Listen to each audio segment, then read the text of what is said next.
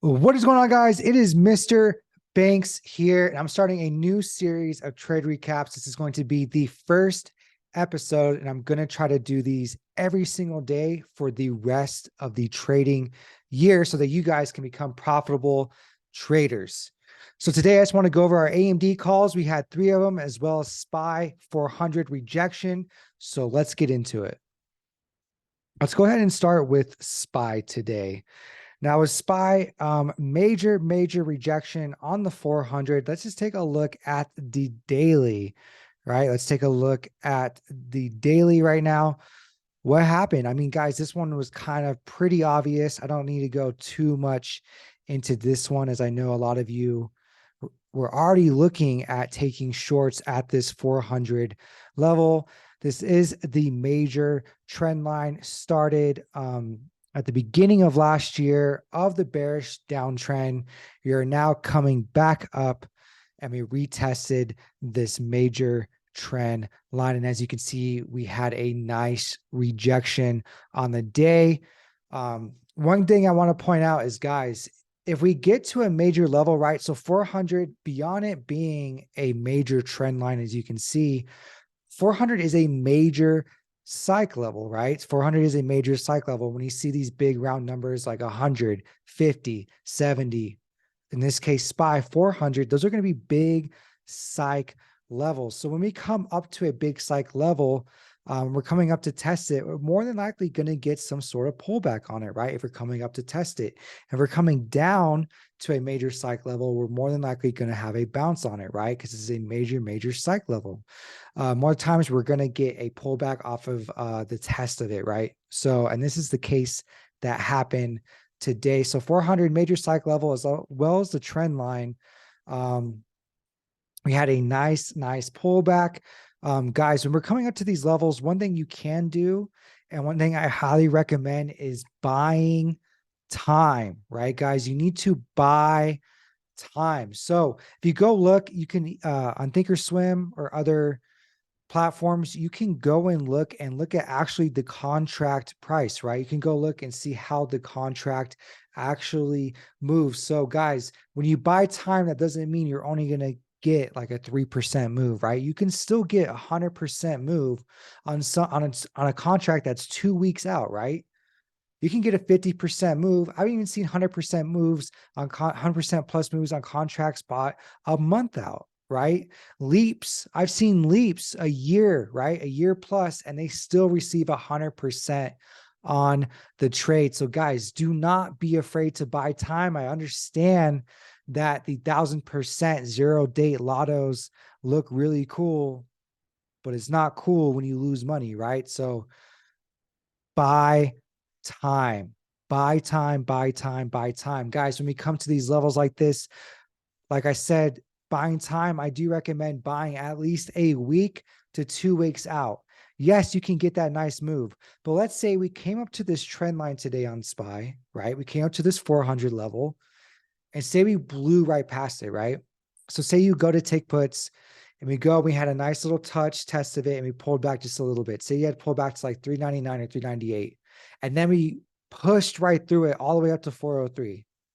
You would be smoked on some zero dates. Say we went to 400 and then 399, and we just ran right back up, right? You're holding your zero dates, trying to get that big, percentage gain, that gain porn.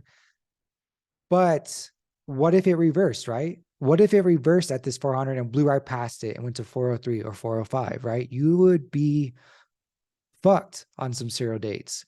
So buy time, right? And when we buy time, obviously the contracts can be a little bit more expensive, but say you buy 2 weeks out, you just buy one contract or you buy two contracts, right? And say it did exactly like that, and we got that move past 400, right? We had that test, and then it blew past 400. You're not going to see that percentage loss like you are on a zero date, right? You can, go down 10%, 20%. But another thing is now you can average down on that, because we are coming to a major trend line. We are coming to a major level. We are getting overbought, right? We had a nice run, as you guys can see. So when you buy time, it does a couple things for you guys. One, you're not going to get eliminated out of the game if you make a bad entry, right? So if you hit the 400 puts, took puts at 400 and say you blew right past it, you're not going to get screwed on that 0 date. Obviously, you are going to get a little bit of loss, but you're not going to get that 50%, potentially 100% loss just like that, right? You are going to get that 20%, 10%, little downturn. But then what can happen, right? You can either average down on it or you have time, right? So say you buy a week out, say you buy 2 weeks out. Now you have a week and a half, 2 weeks for it to come back down. So you bought 398s, it blew past 400 to 403 or 405. You took 398 puts, but it's 2 weeks out. And now by Friday, we're back down to 395, right? You bought time and now you're in the money and now you're making money, right? You're not screwed on that 0 date. So this is why it's really, really important, especially for newer traders, especially for people trying to get consistent, is you guys need to buy time on these contracts. I promise you, you are going to still get big gains, right? You're still going to get the gains you want. You're still going to get the profits you want. And now you can compound, take those base hits, take those doubles, take those home runs when you get them, compound them. And now you have a green portfolio. And now you're not doing something where you're just playing 0 dates all the time. And say you hit a nice little streak, say you hit a 3-day green streak, right? And now on the 4th day, you have no fear. So now you're going heavy into it on a 0 date, and now you lost all your money, right? So this is what happens. You guys play 0 dates, you build your account up, and now that 1-0 date goes the wrong way. You size too heavy. And now all those gains you just grabbed for those past 3 days are gone, right? So buy time. I think I've gone over this enough.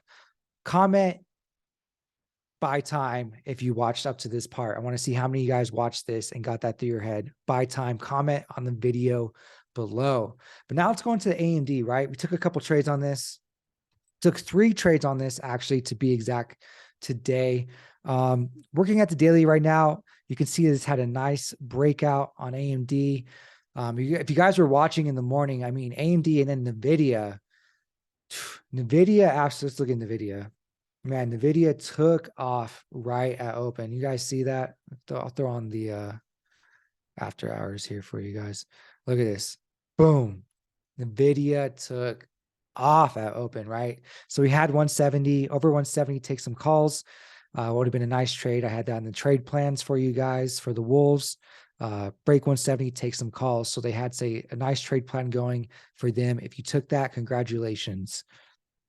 But I brought up NVIDIA because NVIDIA and AMD are 2 stocks. If you're going to play NVIDIA, definitely watch AMD. If you're going to play AMD, definitely be watching NVIDIA on your screen. So what I like to do, obviously I like to play AMD a lot. I think it's great for small accounts, plays level to level really, really well. And I think it's actually great for all accounts beyond small accounts. It just has cheaper contracts, but the moves, you can still get those 50%, 100% moves, right? Just like you do on SPY. So AMD is definitely one of those stocks that I highly recommend for a lot of people to trade, to add that to the arsenal. But okay, so if you're playing AMD, you're playing NVIDIA, have those 2 on the screen. So when I play AMD, I have these 2, and I also have SPY to look at market direction, right? So I have the other major trip and I have SPY to look at market direction. Usually SPY will move, AMD and the chips will follow. So we had that nice bounce right at open, right, guys? Right at open. So here is the opening print right here, was roughly at 70, 80. What do we take today? So when we first took our first trade, it was puts, right? It was puts. It was the 71 puts. When we couldn't get past 72 is when I called this one out.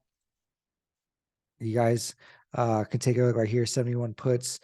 Called this one out when we couldn't get past 72 right here. And we came down and we got some nice profit on that. I believe, where did we get to? Boom, boom, boom, boom. Nice little 13% on that little drawdown. But then we had our stop loss at break even, right? So when you are in a trade and it's going green, it's going the right way, Once you get past that initial break-even price and it's running, always move your stop loss to at least break even. Another little tidbit, informational guide for you guys. So again, we took it. So why did we take this trade? Well, 72 was acting as a major resistance, right? And what do you know? 72 psych level, right? Like I talked about earlier, 72, 71.64 was kind of like our major level. All right, we blew right past it, but we couldn't get past 72. So when I kept seeing rejections, I knew to take the puts. Now, after that, let me get this AEMA. After that, we took calls right here, right? So this was my major level, the BBR strategy, bounce break reject strategy. If you guys don't know, go watch the rest of my videos to talk about it, how to play it. So, right, so this was a high, a major resistance right here at 71.50, 71.64, if you want to count that nice little wick, right? So this was a major resistance. Major resistance will turn into a major support, right? And major support will turn into a major resistance. So it will do a nice little flip-flop for you. Support and resistance flips. AMD does it all day long. All stocks do them all day long.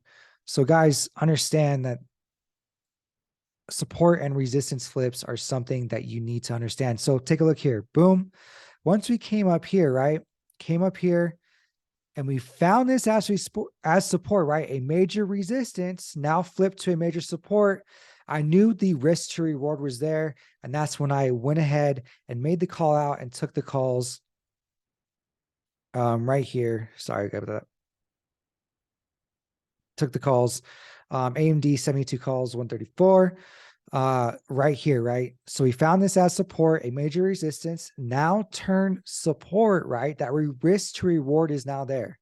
And what do we have? We absolutely got it. Market headed higher. We headed higher, had a nice trade on that, right? So the reason I took this was a nice support resistance flip, right? It was a major resistance.